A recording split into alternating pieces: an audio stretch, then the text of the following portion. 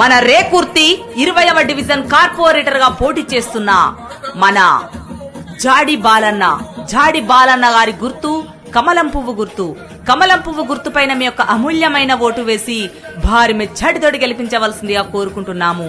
బండి సంజయ్ అన్న గారి అండదండలతోటి మన ముందుకొస్తున్నటువంటి నేత మన జాడి బాలన్న.